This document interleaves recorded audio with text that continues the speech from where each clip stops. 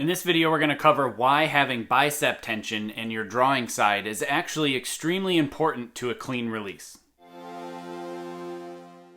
For those of you that are new here, my name is Jake Kaminsky. I'm a two-time Olympic silver medalist in the sport of archery, and we're going to make this channel a great resource to all types of archery. So if you haven't yet, hit that subscription button and the notification bell. That way you're notified every time a new video is uploaded. I'd appreciate it. So there's a bit of a misnomer out there when we talk about back tension and using back tension to shoot archery. You know, specifically towards recurve and barebow style archery, a lot of people say, I like to use my back. I like to get more into my back. Use more back tension, less hand tension, or I'm trying to shoot without my bicep, I'm trying to use my back. And those are all great things. However, what that can cause is it can cause people to use too little bicep tension. Basically, what that will cause is a bit of a disturbance in a few different areas within the shot. So what I have found that not having enough bicep tension causes, the main number one cause is a flyaway, a plucking style release. So a release that looks somewhat similar to this, where your hand comes out away from your face as you are releasing the string. Now, a pluck and a collapse are two separately different things. The collapse is actually when you are starting to lose the tension that you have built up at full draw as you are releasing the string. And what that can cause is, again, a collapse, a pluck, a pretty weak shot. I've already referenced which direction that arrow will typically hit. And if you haven't seen the video yet on how to diagnose where your arrows are landing on the target and what form mistakes you are using, I'll put a link in the description below plus a card at the top here so you can check out that video. So a collapse is different than a pluck.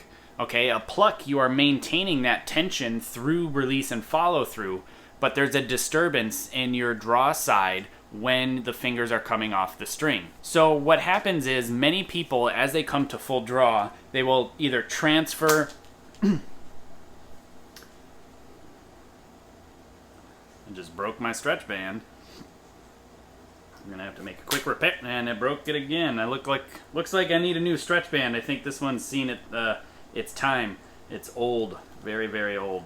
Anyway, what can cause this type of release like that is essentially when they are at full draw and they have transferred or they are relaxing their draw hand side and transferring more into their back, where they're trying to make sure they have as much back tension as possible, they will lose so much bicep tension that there is no forces pulling the hand inward at all. So if you look at what a bicep does, it essentially bends your arm, okay?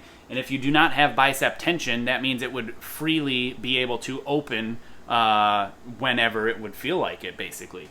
So if you're at full draw and you have some bicep tension in against your face, your anchor will be tighter, and because your anchor will be tighter, your sight picture, meaning how you are aiming, how still you are aiming, will actually be more still, and when you release, it will be nice and tight against your face like this. So if I have a little bit of bicep tension pulling in to my neck like this, and I'm squeezing my bicep essentially to pull my hand in addition to making sure I have back tension, when I release, the hand comes back nice and smooth right along that jawbone, and it continues back and around as you are following through. What can help this type of release is having actually a bit of bicep tension.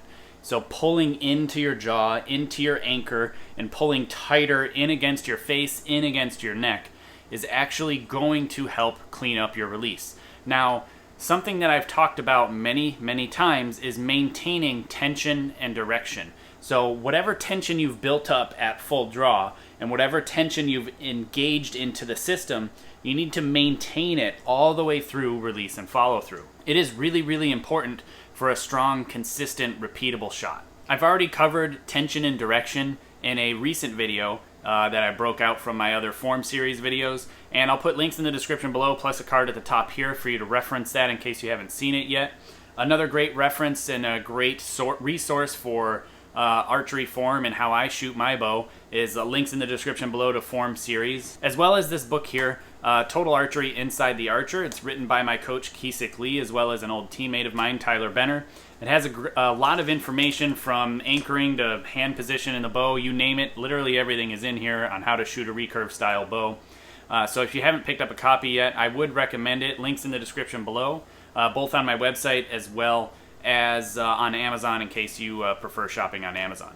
Thanks for watching. If you like this video, consider hitting the subscription button and the notification bell, as well as the like button. I would appreciate it. Also, please consider supporting my channel. If you head to my website, jakekaminsky.com, there'll be info and links on Patreon, apparel, books, and equipment sales, PayPal donate button, a P.O. box to send things to, and above all else, please share this video because there's no better advertising than word of mouth.